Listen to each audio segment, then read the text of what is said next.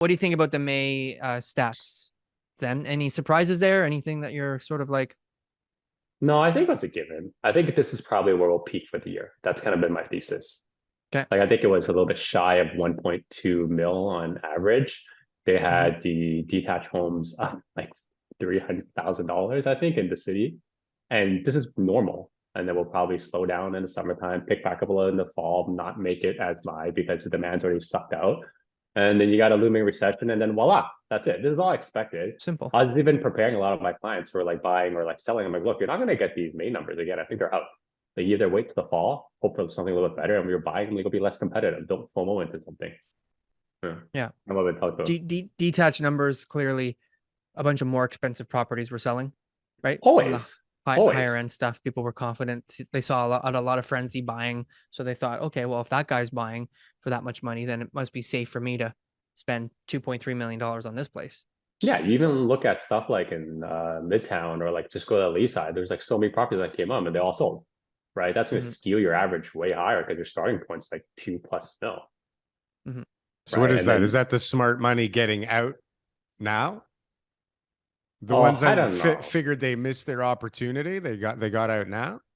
I mean, the ones we've been looking with some of our clients, like they've been in the family for years. No one's flipping these things, or like they've held them for more than 3 years. I don't think they're getting out. I think they're just moving on with life. I think everyone's again over sensationalizes like people losing money, making money in real estate, but really just people need to move. They need more space. Life happens, separations, death, a lot of estate sales I was seeing, and that stuff's moving. I'm not working with many investors right now. Most people are just end users, and they're buying these homes. They're not going 80% loan to value. They're like selling something and moving into it, or they get like a huge down payment.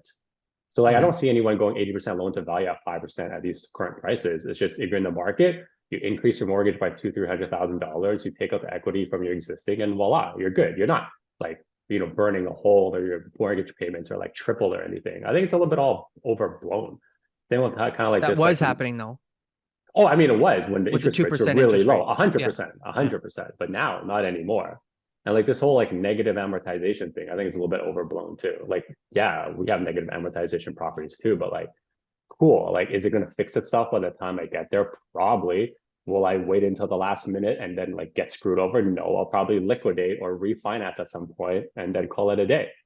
So I the don't think we're renewal crisis isn't real, Zen? Is No that what you're saying? renewal no, crisis. It's not no happening. way. There's your clickbait. There's your title right there, right? No renewal crisis. I don't think it's No happening. renewal crisis. Think about it. We got talked about this like crazy because we're all concerned coming out of the pandemic. You got your mortgage deferral cliff. TK, you remember that? Oh Everyone's like, yeah. oh my God, we're going to get so much inventory. Make sure you sell now. Hmm. That didn't TK pan out. shot that thing off the cliff the minute he heard it. The Well done. furrow cliff. What was the Yeah. next one? What was the next one? Remember? Then you got the payments were going up, right? Everyone Trigger like rates. mortgage trigger rates. Yes, Trigger trigger rates. Trigger rates, trigger rates. rates. Yes, yes. Trigger rates. And I was like, that's going to be nothing. Let's see how the banks go. And then I remember saying I wasn't sure how the market was going to be this year because I was like, we got to wait till these privates all renew, or like the B lenders, because they went from like 1 year fixes at 4 to like 8 to 9s and even like 16%. And then that was like March or so, nothing. Hoping that was going to be helping with the inventory. And then now we got like, another 3 years out or 2 years out, depending on how you calculate it, negative amortization. It's kind of like at some point, like a broken clock is going to be right. And eventually you'll say something and they're going to be like, I told you so. But Mm, if you just own real estate anytime, except for buying between, call it early 2022, are you not better ahead? yep. Yeah, like you don't day trade your primary residence. It's like you don't do anything. It's funny. I just sold a property this week where a guy bought it. A couple of brothers bought it in 1988.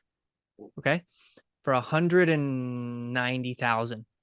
Okay, and so I asked them, and they actually bought several properties around this time, and so they were caught in the real estate bug of the 80s.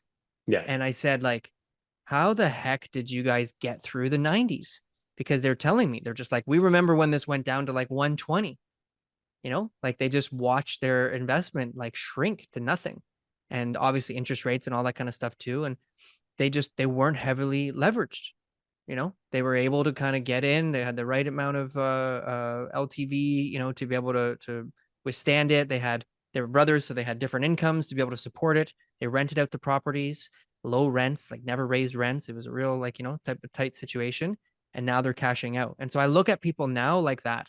Whoever can withstand this storm, even if you bought at that peak in February 2022, if you can just hang on and keep that property and maintain, service that debt, you're eventually going to come out okay, but Yeah, it might be a 100% agree. while. It might be a while, and You it might might need to hurt wait. a lot. Yeah. Those guys had to wait probably 12 to 15 years before Well, it they were depends okay how you from the 80s, financed but it at the beginning, right? Like if you Yeah. bought in 2022 on a short-term mortgage, you're pretty fucked, right? If you bought at any point in the last 2-3 years on a short 1 to 3 year term, you're probably pretty fucked. You're going to get a little shock on that new renewal. So maybe it won't be a crisis, but it'll feel like it for a bunch of people. That's for damn sure. Hey guys, thanks for watching our clips channel. Why don't you go and check out some more clips? We got lots of other good content somewhere over here. Don't forget to like, comment, and subscribe. Boom. That was good. That was good. I like that. That was good.